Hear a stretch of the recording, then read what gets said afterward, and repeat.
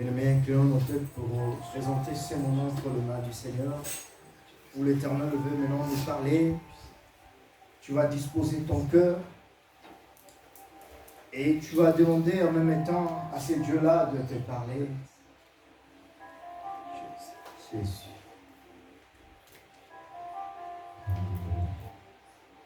Seigneur notre Dieu, Jésus. nous sommes venus maintenant à ta gloire. Du Seigneur, parlez-moi. Du Seigneur, j'ai besoin de t'entendre. Dis Seigneur, j'ai besoin, Seigneur, de comprendre quelque chose viendra de ta part.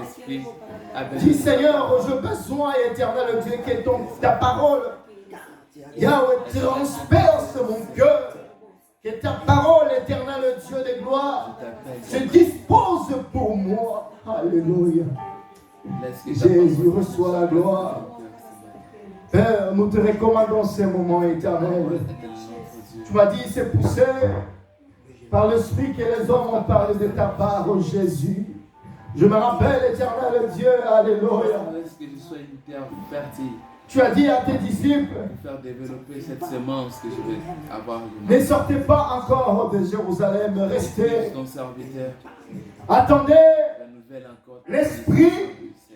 Attendez l'Esprit qui va vous donner l'accès, qui va vous donner l'approbation, qui va vous donner le courage d'aller parler, propager la bonne nouvelle.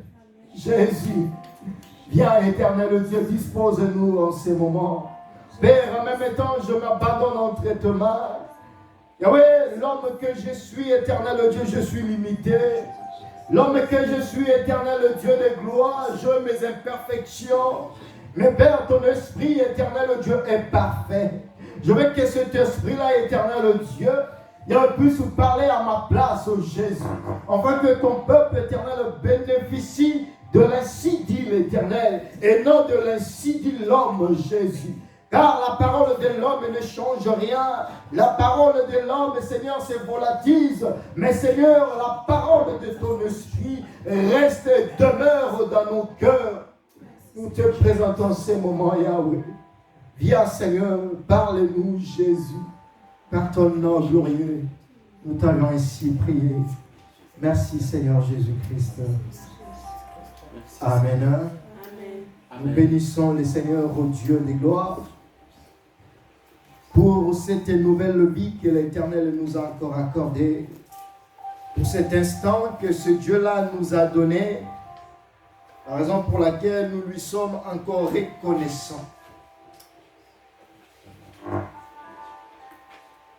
Que la gloire et l'honneur reviennent à ce Dieu-là. C'est lui qui peut tout et c'est lui qui fait tout.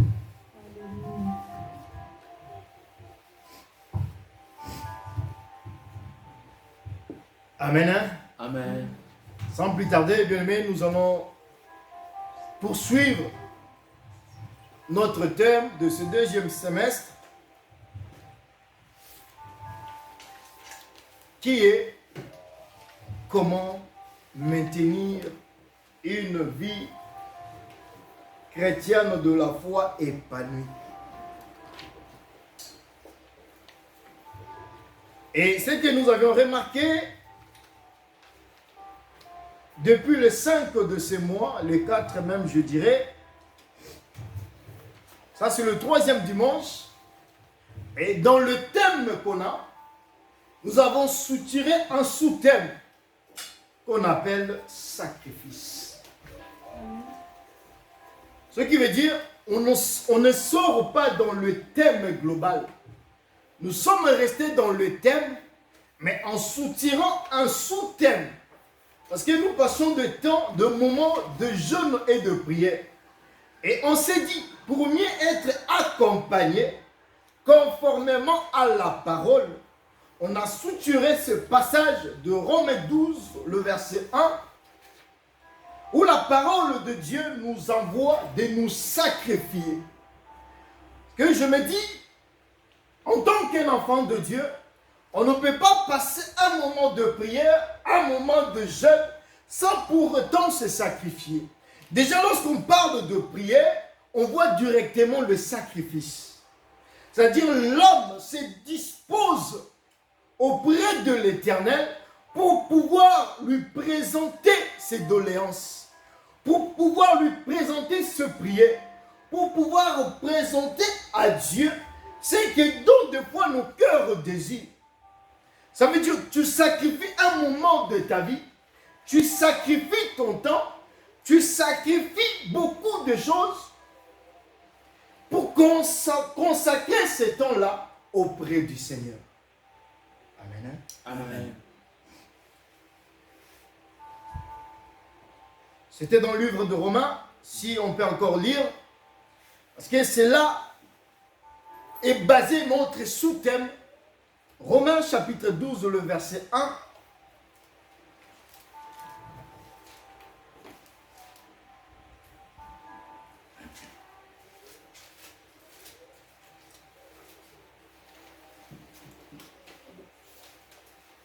Voilà, on lit au nom du Seigneur. Amen. Je lis au nom de l'Éternel Dieu. Amen. Romains 12, à partir du premier verset, la Bible déclare: Je vous exhorte donc, frères, par la compassion de Dieu, à offrir vos corps comme un sacrifice vivant, saint, agréable à Dieu, ce qui sera de votre part un culte raisonnable.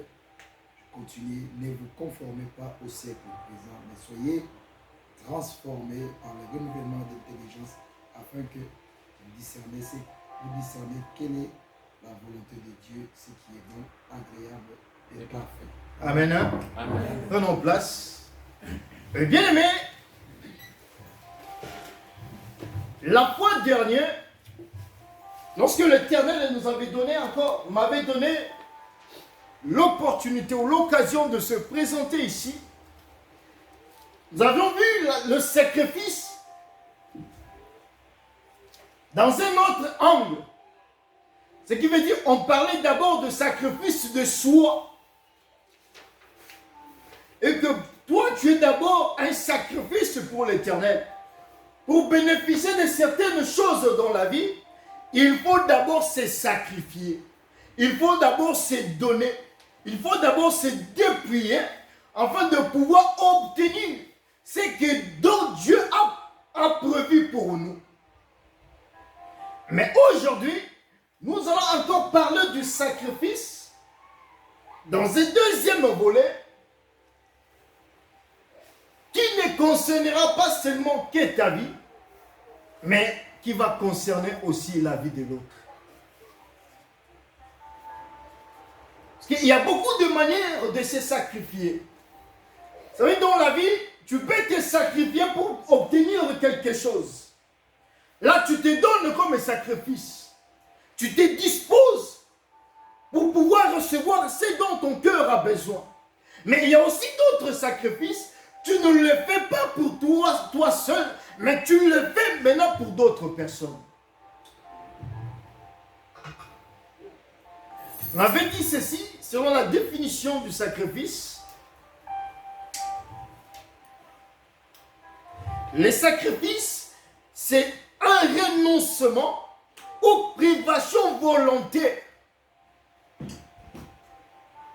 Donc tu te renonces en toi-même, ou tu te prives de certaines choses. Cela peut être le cas dans une intention religieuse, morale, matérielle et dans beaucoup de choses. Dans une manière de se renoncer, des fois parce que tu veux profiter d'une manière spirituelle, tu te renonces. C'est par rapport à un moral. Tu te renonces. Ou soit c'est par rapport à un moyen financier. Ça peut aussi être d'une intention scolaire. Comme on avait donné l'exemple l'autre fois en disant, il y a des gens qui se sacrifient. Pour leurs études, ils sacrifient les sentiments de la vie. Pour aller au bout de ces études, ils sacrifient certaines choses. Il se dit, je limite mes temps de distraction pouvoir donner ma vie entière pour mes études. Je sacrifie d'autres distractions pour donner ma vie à mes études. Pourquoi? Parce que je vais atteindre un objectif quelconque. Amen. Hein? Amen. Lisons Jean chapitre 10. Là où sera basé maintenant notre message de ce matin, de cet avant-midi. Jean chapitre 10, le verset 11.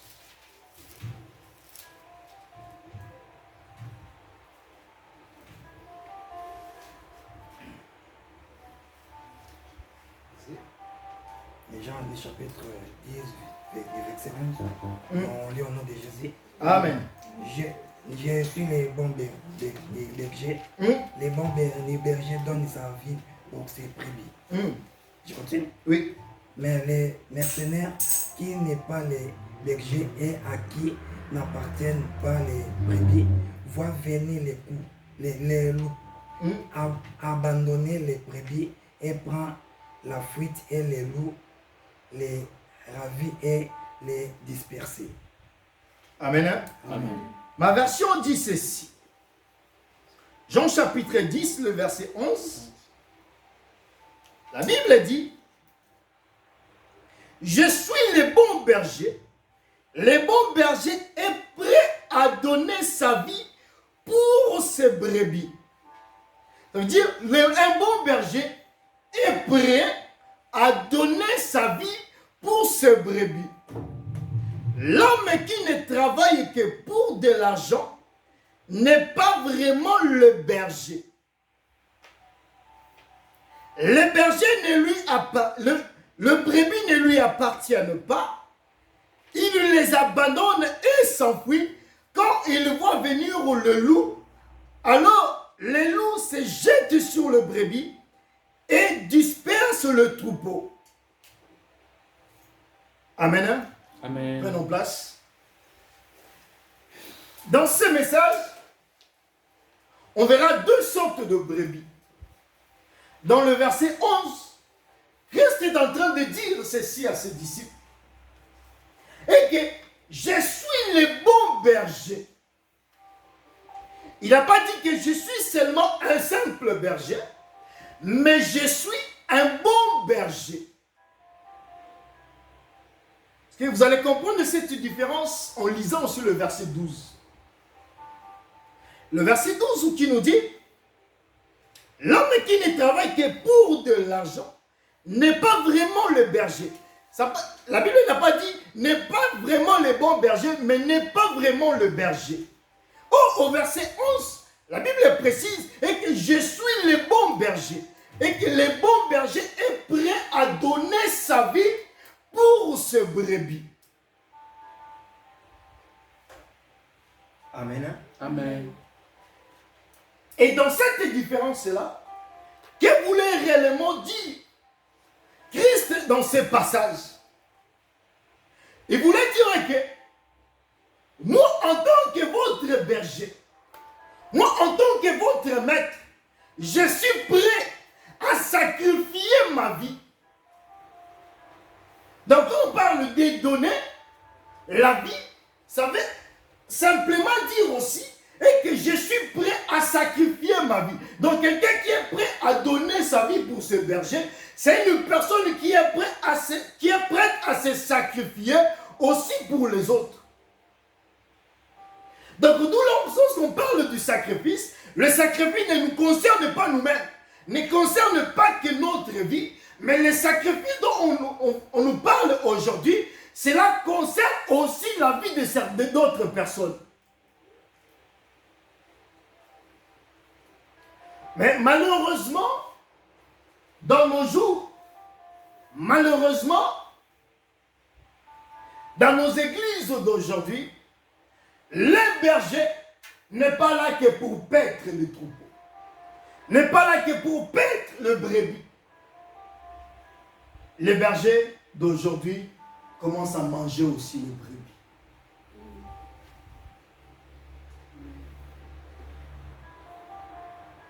Un bon berger donne sa vie. Un bon berger sacrifie sa vie. Un bon berger aime aussi le brebis.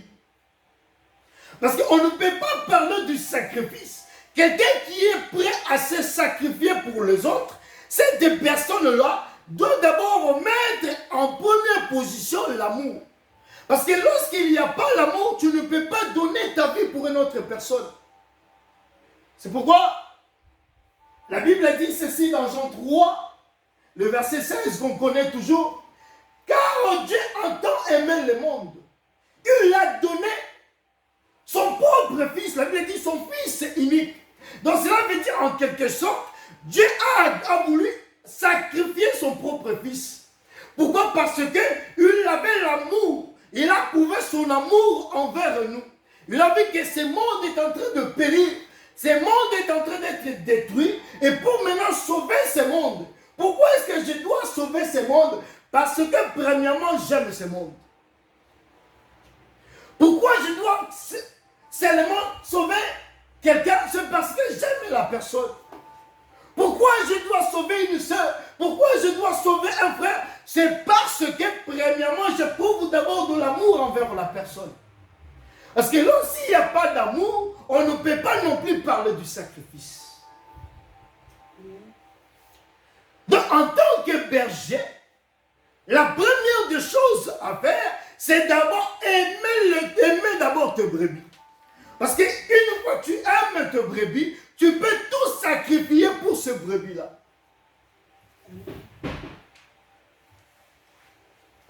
Ça, c'est un message beaucoup plus dans le cadre pastoral.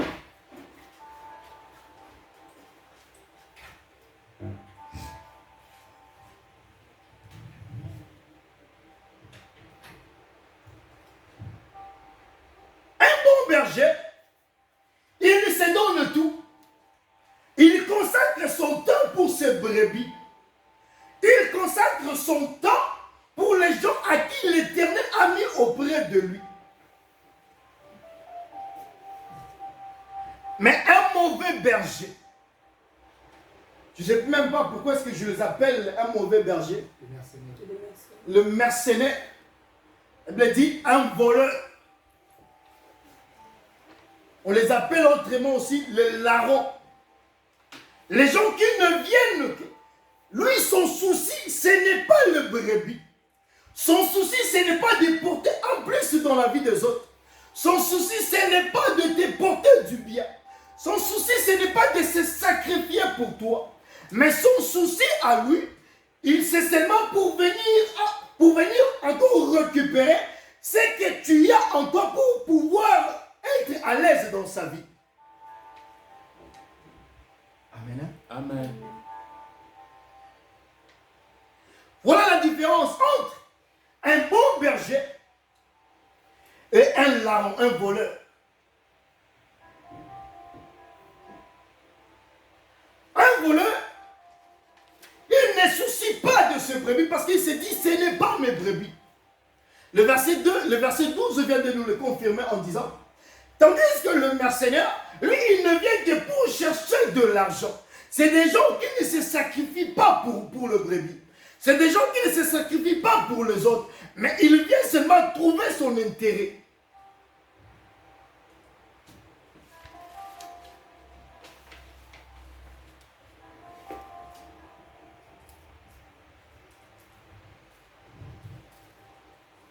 Et un bon berger aussi, son service à lui, son devoir à lui, c'est de paître les troupeaux.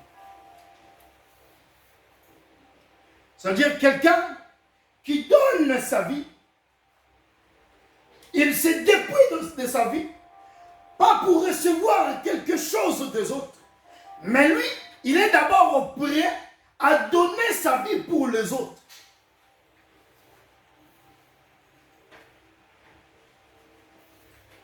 Quand la Bible dit ceci, toujours dans Jean chapitre 15, je crois bien le verset 13, car il n'y a pas de plus grand amour que de donner sa vie pour ses amis. Donc un bon berger ne voit pas de gens, ne voit pas de brebis comme étant ses enfants, il prend voit aussi des enfants, ou il voit aussi des brebis comme étant des amis. Parce que dans la vie, il y a des choses dont on ne peut dire qu'aux amis. Parce que lorsque quelqu'un est ton ami, tu auras aussi beaucoup plus de facilité de lui parler de certaines choses. Je donne un exemple. Une fillette de 13-14 ans qui commence à avoir ses règles. Cette fillette-là, elle aura beaucoup plus la facilité de se confier à une amie que de se confier à son père. Amen. Amen. Parce qu'il y a certaines choses dans la vie qui sont des fois tabous pour le parent. Un enfant peut se dire, non, si je dis ça à mon père ou je dis ça à ma mère, je vois que ça ne va pas passer. Qu'est-ce que je dois faire? Je dois passer d'abord par mon ami.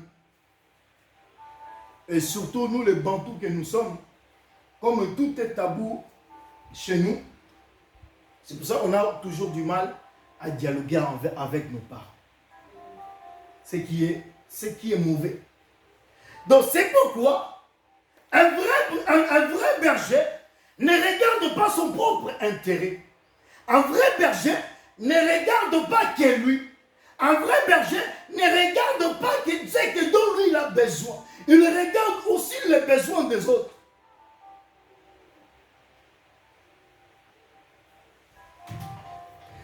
Pourquoi? Parce qu'il voit aux autres. C'est comme une femme enceinte.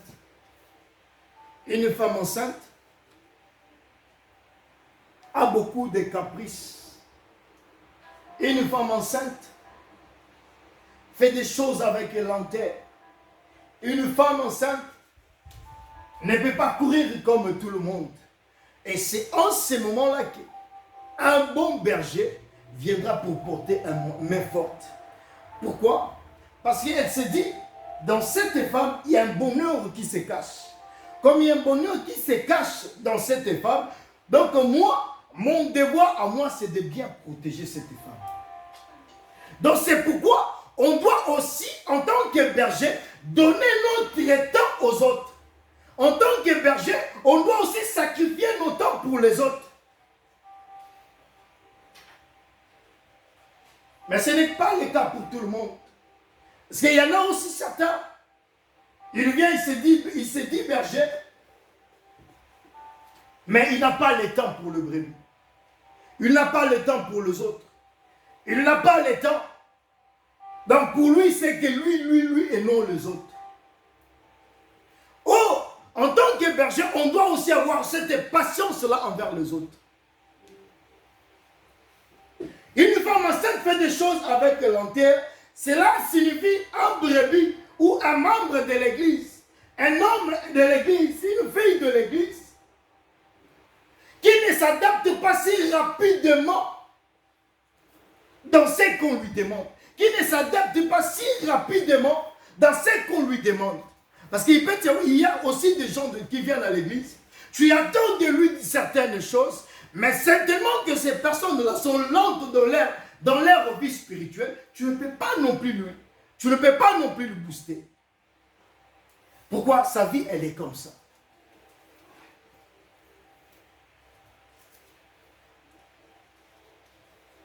Amen. Amen. Et je dirais ceci. Un berger, on dit le berger, nous on voit beaucoup plus le pasteur. C'est le pasteur qui est le berger. C'est l'évangéliste qui est le berger. Oui, c'est le docteur qui est le berger. C'est l'apôtre, c'est le prophète qui est le berger. Oui, c'est le prédicateur qui se tient devant nous qui est le berger. À ne pas ignorer une chose. Lorsque nous venons à l'église, nous sommes tous pareils. Donc dis-toi, là où tu es assis, toi aussi tu fais partie de berger de l'église. C'est difficile à comprendre, mais nous allons expliquer cela. Un berger n'est pas seulement un pasteur. Un berger n'est pas seulement la personne qui se tient devant nous pour nous prêcher. Un berger, ce n'est pas seulement la personne qui nous guide. Un berger, ce n'est pas seulement la personne qui nous parle du Seigneur. Mais c'est toute personne que Dieu a mis à côté de nous. Pourquoi? Parce que l'objectif du Père, c'est lorsqu'il met quelqu'un à côté de toi, pour que cette personne-là soit en mesure de bénéficier de ce que donc il t'a posé en toi. Est-ce que nous comprenons cela? Amen.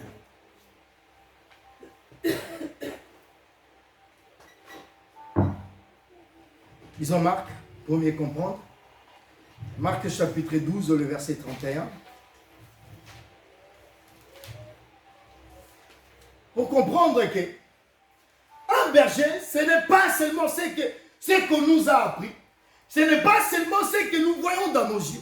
Ce n'est pas seulement ce que nous voyons dans nos esprits. Mais toi aussi, tu fais partie de berger. Marc chapitre 12, le verset 31.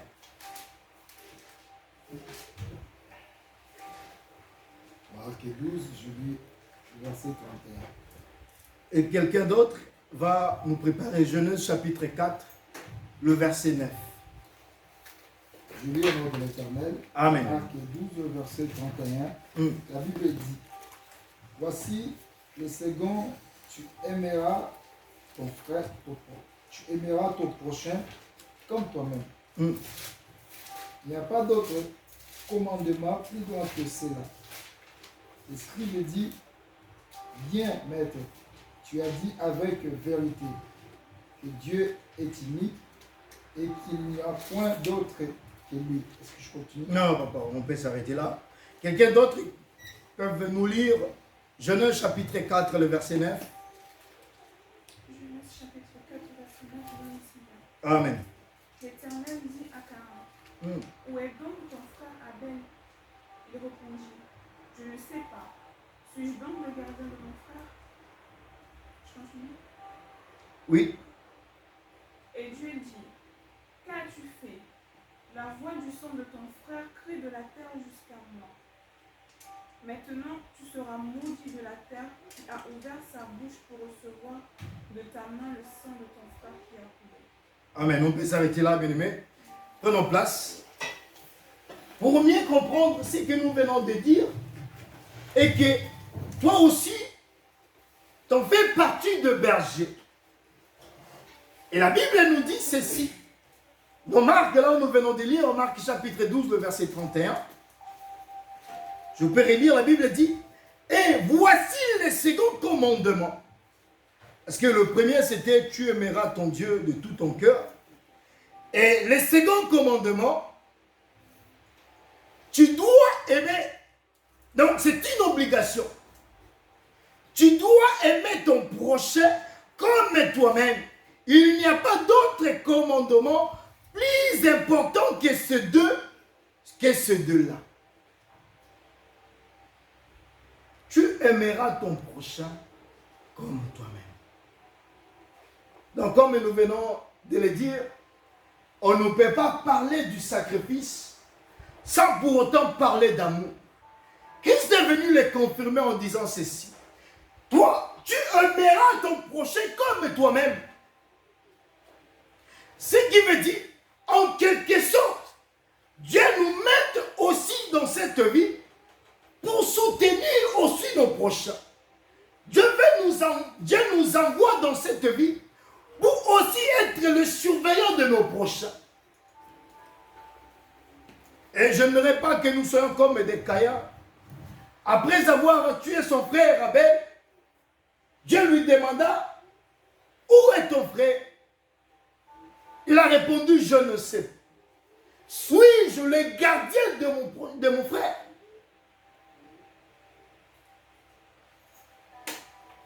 Pourquoi? Parce qu'aujourd'hui, il y a beaucoup de bergers aussi caïens qui ne se soucient pas de la vie des autres, qui ne se soucient pas des problèmes des autres, qui ne viennent que pour leur gueule, qui ne viennent que pour eux-mêmes, qui ne viennent que pour leur propre vie.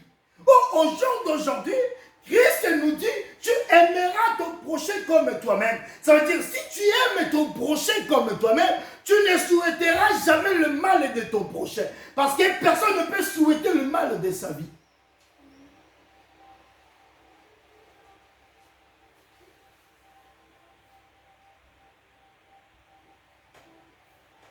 Caïn a souhaité le mal de son frère. Il a tué son frère, c'est parce que cela est parti d'une jalousie. Aujourd'hui, on n'arrive plus à se sacrifier pour les autres parce qu'on devient de plus en plus jaloux des autres. On n'arrive plus à consacrer le temps pour les autres parce qu'on devient de plus en plus jaloux des autres.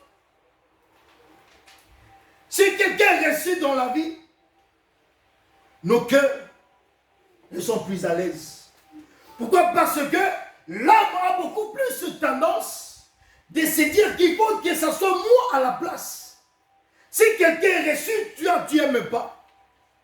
Si quelqu'un obtient des bonnes choses, toi tu n'aimes pas. Tu veux que ce soit seulement toi à la place. Or, on oublie une chose. Quand Dieu nous a créés, il ne nous a pas créés pareil. Chacun de nous est venu dans son jour. Chacun de nous est venu à la manière dont Dieu l'a appelé. Nous ne sommes pas pareils. Mais c'est pourquoi, comme je l'insiste en disant ceci, il y a beaucoup de gens qui n'arrivent pas à se sacrifier parce qu'ils sont de plus en plus jaloux. Et non, l'autre là s'est marié. Ah, mais pourquoi pas moi? L'autre là a reçu dans sa vie. Pourquoi pas moi? C'est là maintenant la jalousie commence. Lorsque quelqu'un se dit, pourquoi pas moi? Lui il a reçu ça, pourquoi pas moi? Lui il est comme ça, mais pourquoi pas moi? Non, ça ne peut pas être toi parce que le sacrifice dont la personne fait dans sa vie, toi tu ne le fais pas. C'est que dans cette personne l'a fait pour les autres, toi tu ne le fais pas. Donc voilà la raison pour laquelle tu ne peux pas être comme l'autre. Caïn a vu que le sacrifice d'Abel a été agréé par Dieu. Il a manifesté la jalousie en se disant pourquoi est-ce que Dieu a agréé ses sacrifices à lui, mais moi mon sacrifice de Dieu ne l'a pas agréé.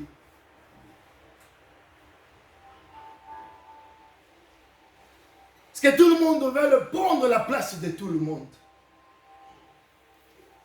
Parce que pour mieux vivre dans la vie, il faut qu'il y ait aussi des différences. Parce qu'on ne peut pas être pareil. Parce que si on est pareil, on ne peut pas mieux vivre non plus dans la vie.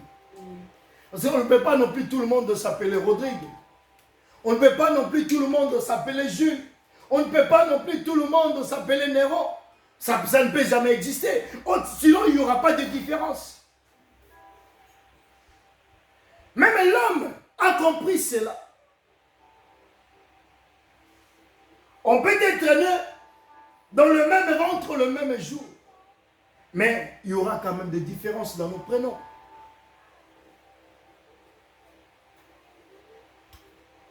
Cela prouve que Dieu, lorsque Dieu appelle quelqu'un, il t'appelle. Parce qu'il le sait, il a mis ce qu'il a mis en toi, il ne peut pas le mettre à l'autre. Ce que Dieu t'a donné, il ne peut pas donner à l'autre. Il y a des choses dont tu peux supporter, mais il y a des choses dont tu ne peux pas.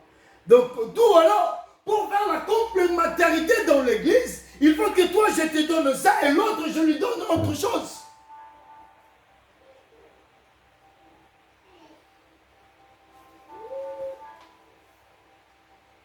Amen. Hein? Amen. Tu aimeras ton prochain comme toi-même.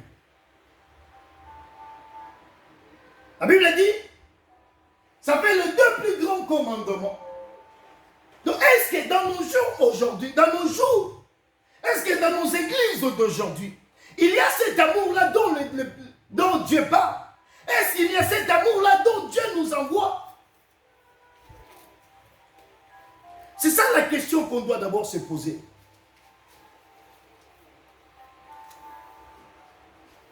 Parce que s'il y a du mal, s'il y a des mauvaises choses qui se passent dans les églises, parce que l'homme n'est pas prêt à se sacrifier, c'est parce que l'homme n'est pas prêt à aimer l'autre.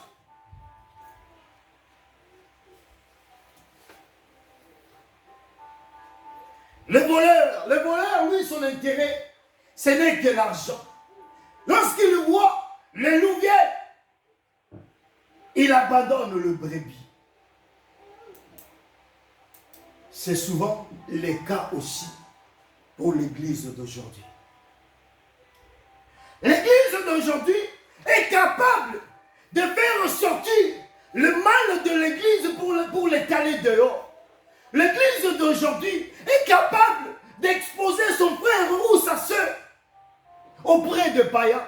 L'église d'aujourd'hui est capable d'exposer n'importe qui afin que les païens puissent savoir ce qui se passe dans les églises.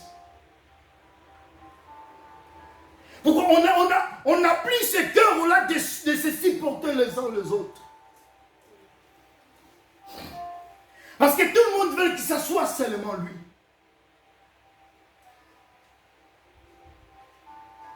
Ça, c'est le travail de mercenaire. C'est le travail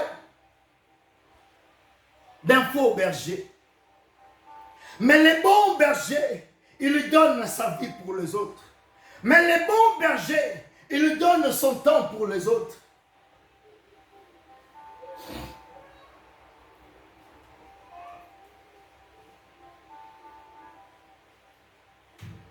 Parce que dans la vie, il ne faut jamais s'attendre à l'épanouissement si tu n'arrives pas à te sacrifier. Tu ne peux jamais t'attendre à l'élévation si tu n'arrives pas à te consacrer aujourd'hui. Tu ne peux jamais t'attendre à de grandes choses si tu n'arrives pas à supporter ou à mieux faire de petites choses.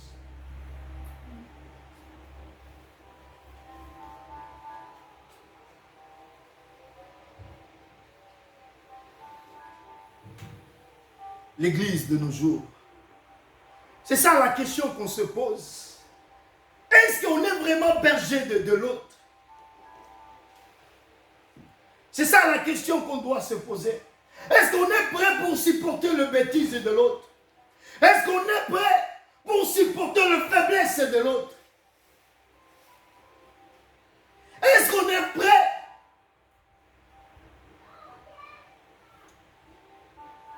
Nous, on veut seulement qu'on vienne à l'église, que tout soit bon, que tout aille bien. Quand ça ne marche pas, nous sommes de premières personnes à critiquer. Oui, c'est bien de critiquer, c'est bien beau. Mais avant de critiquer, qu'as-tu fait avant cela? Comme une absurdité, j'ai entendu l'autre fois, excusez-moi de le parler, les gens qui disent, dans l'église, il n'y a pas l'amour, il n'y a pas l'amour. Ok, mais toi, tu fais quoi quand tu vois qu'il n'y a pas l'amour?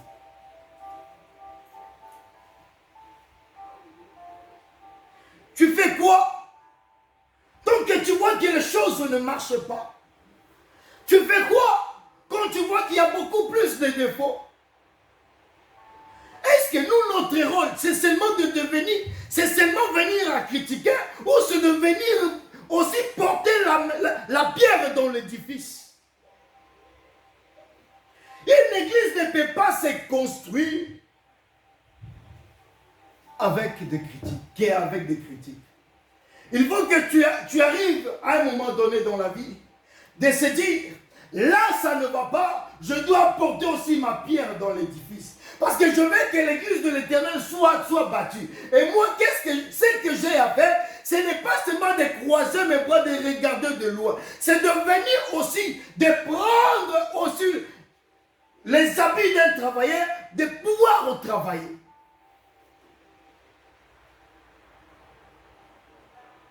Il n'y a pas l'amour. Je ne sais pas de quel amour il s'agit-il.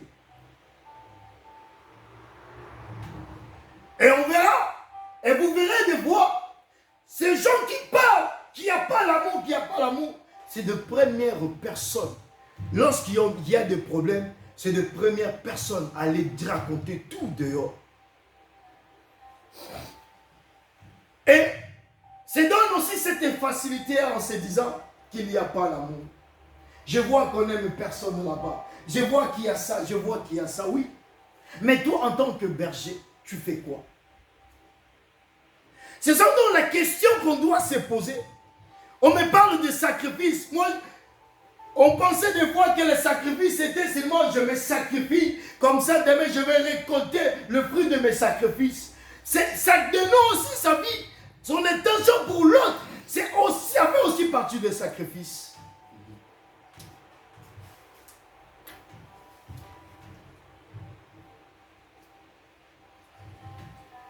Le bon berger est prêt à donner sa vie. Lorsqu'on parle de donner sa vie, cela veut dire ça englobe toutes les choses. Parce que dans la vie, on voit tout. C'est quelqu'un qui peut sacrifier même son temps. Il peut se dire, j'avais quelque chose à faire, mais vu que c'est ma soeur qui m'a appelé, c'est mon frère qui m'a appelé, je sacrifie cela pour porter main forte à la personne. Est-ce qu'au jour d'aujourd'hui, nous sommes en mesure de le faire? On veut seulement être bien à Dieu. Seigneur, Seigneur, mais es-tu capable?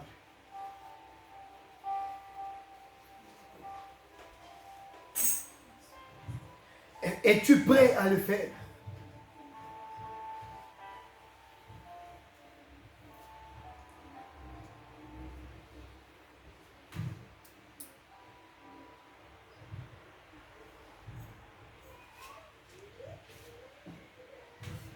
Le larron ne s'occupe pas de brebis. Mais par contre, ils ne viennent que pour manger le brebis. Il est à la place d'être le berger et ils deviennent maintenant le prédateur. Leur proie, c'est le brebis. Leur proie, c'est le troupeau. Quelqu'un qui vient à l'église, ça peut être un pasteur, un frère, une soeur. Au lieu de bien s'occuper de l'église, mais il ne vient que pour détruire l'église. Déjà, dites-vous aussi, mal parler de son église dehors, ça fait aussi partie des voleurs. Parce que la Bible dit, un voleur ne vient que pour détruire, égorger. Lui, son sentiment, c'est de détruire. Mais moi, je sais les choses. Pour un bon berger, l'amour supporte tout. Amen. Lorsque je vois qu'il y a du mal, lorsque je vois qu'il y a un ça ne va pas, si j'ai de l'amour envers la personne, si j'ai de l'amour envers l'église, si j'ai de l'amour, je dois venir et je porterai la paix au lieu de détruire. Pourquoi on nous dit ça? Parce que l'église est capable d'aller faire voir aux païens que dans l'église, ça ne marche pas. Nous sommes des premières personnes, au lieu de propager la bonne nouvelle du Seigneur, nous sommes des premières personnes à aller mal parler du Seigneur dehors. Parce que lorsque tu parles déjà mal de ton frère, lorsque tu parles mal de ton frère dehors, dis-toi que c'est au Seigneur que tu le fais.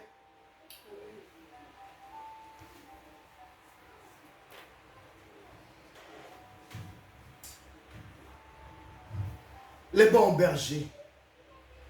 Les bons bergers ne viennent pas pour manger ses troupeaux. Les bons bergers ne viennent pas pour séduire ses troupeaux. Les bons bergers ne viennent pas pour s'abuser de ses troupeaux.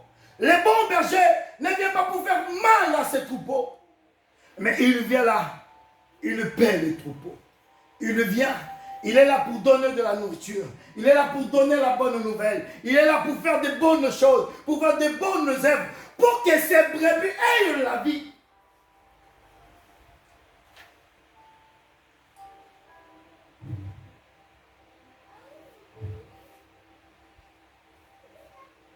Amen. Hein? Amen.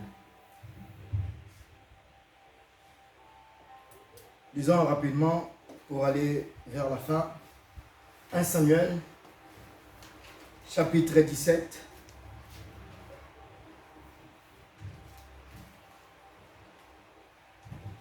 Le verset 32.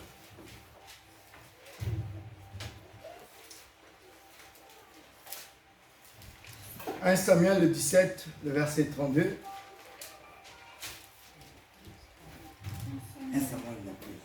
17, 32. 1 Samuel 17. Le verset 32. 32. 52, je lis au nom de l'Éternel. Amen. Devant Saoul qui les fit chercher, David dit à Saul que personne n'est de se décourage à cause de ces Philistins. Ton serviteur ira et se battre avec lui. Saul dit à David, tu ne peux aller te battre avec ces Philistins car tu es un enfant. Et il est un homme de guerre dès sa jeunesse. Je continue.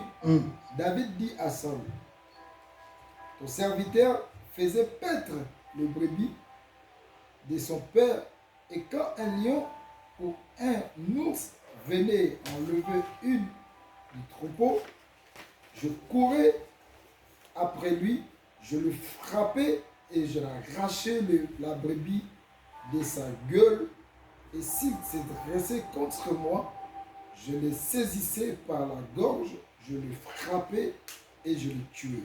Amen. Venons place, papa. Merci. David a dit ceci. Un jour, le Philistin, Goliath aussi combattait Israël. Il se disait, sortez-moi un homme ou une personne qui va me combattre. Si je bats cette personne-là, vous deviendrez notre esclave, nos esclaves. Et si cela est le cas contraire, nous deviendrons votre esclave. Un jour, David est allé auprès de Saoul pour demander à Saoul la permission d'aller combattre. Ça veut dire c'est une personne qui s'est dit, pour l'amour de mon pays, pour l'amour de ma patrie, je ne pourrai jamais me taire. Je ne pourrai jamais laisser cet homme en train d'insulter l'Éternel. Saoul lui a dit, non, tu es encore trop jeune. Non, tu ne peux pas faire ça. Non, ce n'est pas encore le temps pour toi. Non, ça, tu ne peux pas. Tu sais, parce que tu n'es pas encore un homme de combat. C'est que j'ai aimé à David. David a rappelé une chose. Non, ce n'est pas qu'il a rappelé. Il a informé à Saoul une chose. Ton serviteur, c'est un homme de combat aussi. Lorsque je pétais le troupeau de mon père, il s'avérait qu'un loup venait pour détruire le brebis. Je me tenais, je me donnais, je me sacrifiais pour combattre ce loup-là, afin de pouvoir protéger le brebis. Donc pour nous dire, l'amour que David avait envers le troupeau de son père, l'amour que David avait aussi envers son pays, c'est ça qui lui poussait d'aller se sacrifier, même au péril de sa vie. Un enfant de Dieu, c'est quelqu'un qui se sacrifie aussi, même au péril de ces choses, même au péril de ce bien. Mais tu dois être capable, tu dois être à mesure de te sacrifier. Mais malheureusement, les chrétiens sont devenus de plus en plus peureux. Là où on parle du Seigneur, les chrétiens ne sont pas là. Mais là où on parle des hommes, mais les chrétiens sont là. De première personne à parler, de première personne à ouvrir la bouche. Et tu sais, lui-là, il est grand. Pourquoi? Parce que nous oublions aussi nos objectifs. Nous oublions aussi nos missions. Vous savez, l'homme insensé parle que des hommes et parle que de bien de l'homme. Mais l'homme intelligent ne parle que de l'idéologie de l'homme. Parce que s'il y a des choses qu'on peut suivre dans la vie, on ne suit pas une personne. On ne suit pas le bien d'une personne, mais on suit quelqu'un, c'est par son idéologie. Parce que nous sommes des chrétiens aujourd'hui, ce n'est pas parce que les hommes se sont sacrifiés pour nous. C'est parce qu'il y a une idéologie que Dieu a mis en nous. On suit la pensée de l'homme, on ne suit pas l'homme.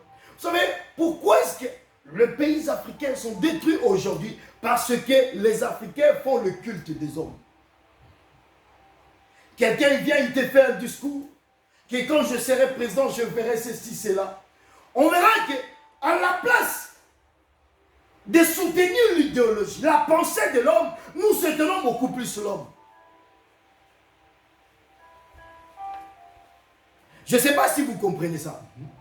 On soutient beaucoup plus l'homme à la place de soutenir son idéologie. Parce que l'homme part, mais l'idéologie de l'homme reste toujours. C'est pourquoi dans la vie, on ne discute pas des hommes. Dans la vie, on ne parle pas de l'homme, mais on parle de l'idéologie. Parce que l'idéologie, c'est ça le système.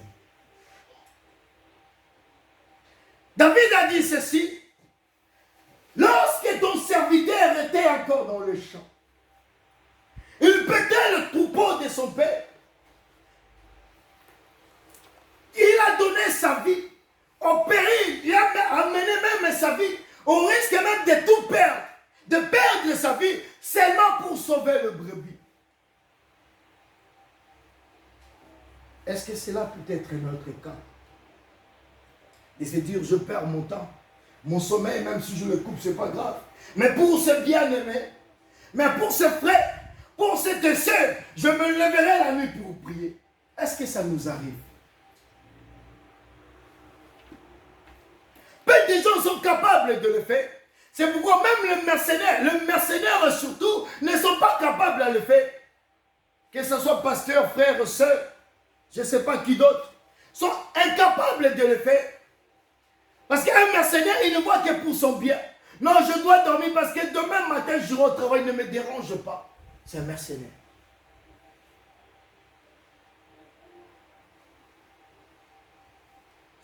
Et pour vous encourager, je nous dirai encore une chose. C'est lorsque tu te sacrifies pour quelqu'un, n'attends pas de cette personne-là le retour. La meilleure façon de se sacrifier, la meilleure façon de se donner, n'attends pas de cette personne-là le remerciement. Parce que si on base notre vie au remerciement des humains, bien on sera dessus toutes nos vies, mais on n'arrivera pas non plus à se sacrifier. Parce que lui là, je lui ai fait du bien, il ne m'a toujours pas remercié.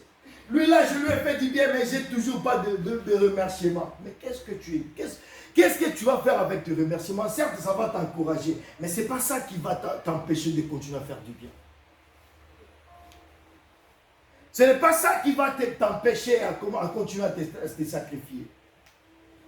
On ne fait pas du bien parce que la personne va me rendre aussi du bien, mais je fais du bien parce que c'est le recommandement que Dieu m'a demandé. Il m'a dit, demain mes prochains, il n'a pas rajouté par-dessus, aime ton prochain, et ton prochain, il te donnera ce que dont il a. Non. Aime ton prochain comme toi-même. Qu'est-ce que tu attends de ta vie?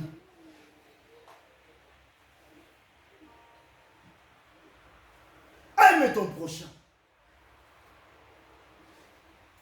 N'attends pas de ces gens. N'attends pas.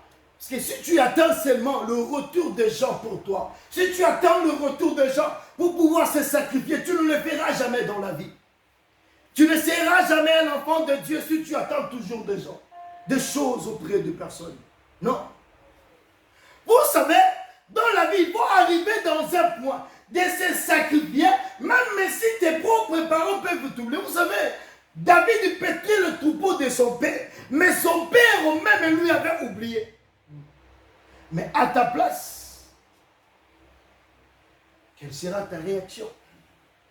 Mon père m'envoie pour paître ce troupeau, mais le jour où l'homme de Dieu Samuel est venu pour rendre quelqu'un, mon propre papa à moi m'a oublié.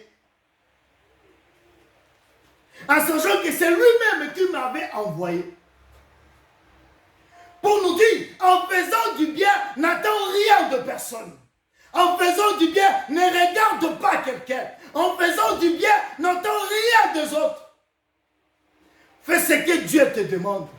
Même pour prêcher prêche la parole, même si les autres ne veulent pas réagir. Amen. Amen.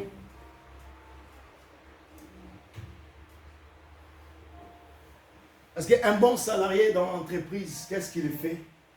Je viens, je travaille. Que mes collègues me disent merci ou pas, que mon patron même me dit merci ou pas, j'en ai rien à voir là-dedans. Ce que moi j'attends à la fin du mois, c'est quoi? C'est mon salaire. C'est pareil qu'à Dieu.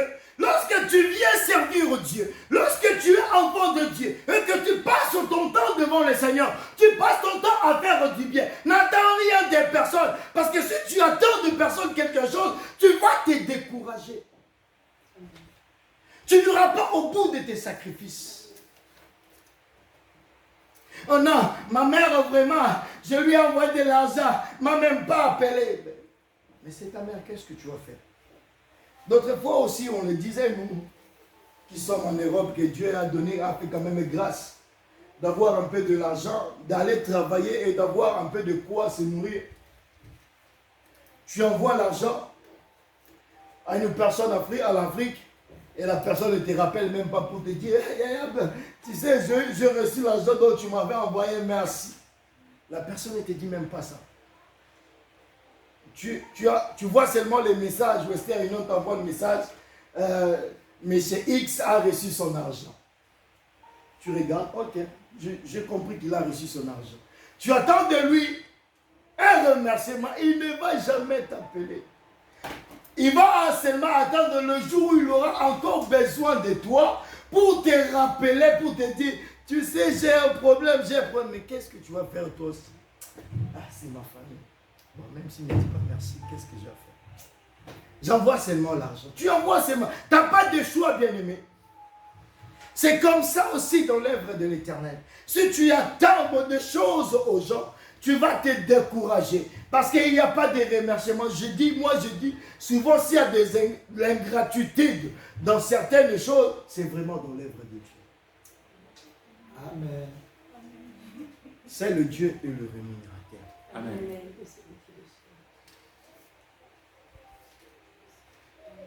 C'est le Dieu et le rémunérateur.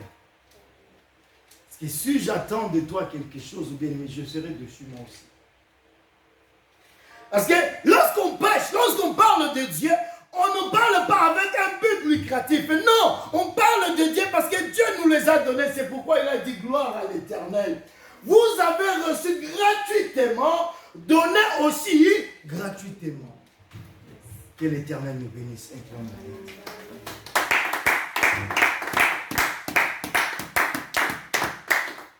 Mais tu vas prier le Seigneur. Des fois, tu as été dessus dans ta vie de faire du bien aux gens, mais les gens-là à qui tu as fait du bien, ils ne t'ont même pas remercié. Tu vas demander à l'Éternel de te donner un cœur fort. Tu vas demander à l'Éternel Dieu de te donner un cœur, de continuer encore de se sacrifier. Tu vas prier à l'Éternel, tu vas demander à ce Dieu-là, et que tu sois vraiment les bons bergers, qui donnent, qui se donnent, qui donnent même aux autres, sans pour autant attendre rien de retour. Tu vas demander à l'Éternel de mettre en toi l'amour, d'aller vers les autres, de soutenir les autres, sans rien attendre au retour. Oh, prie au nom de Jésus-Christ. Alléluia. Yahweh, je prie, éternel Dieu. Je te remercie, éternel Dieu, pour ta bonté. Gloire, louange, éternel Dieu, à ton nom. Mon âme, Seigneur, Dieu te bénit. Yahweh, merci, Seigneur. Alléluia. Parce que tu nous demandes dans ta parole de veiller les uns sur les autres. Yahweh, je prie, parce que c'est de ça que nous sommes des bergers des autres. Yahweh, je prie, Seigneur. Je suis le berger des Yahweh, autres. Seigneur, dans ma vie, que je sois en mesure, que je sois, Seigneur, au Dieu capable, même si je ne suis pas le responsable à chaque fois. L'éternel Dieu de gloire, alléluia. Je suis un berger dans la vision où je dois Yahweh, tu as mis, Seigneur, au Dieu, me donner une sœur, Yahweh, à mon côté, pour que, Seigneur, Yahweh, ce dernier profite, bénéficie aussi, Yahweh, de ce que tu as mis en moi, Yahweh. Je prie par ton nom glorieux. Reçois l'honneur et la gloire, Seigneur. Pour pouvoir non seulement se sacrifier pour avoir, mais se sacrifier aussi pour les autres. Au nom puissant de Jésus. Merci pour ta grâce.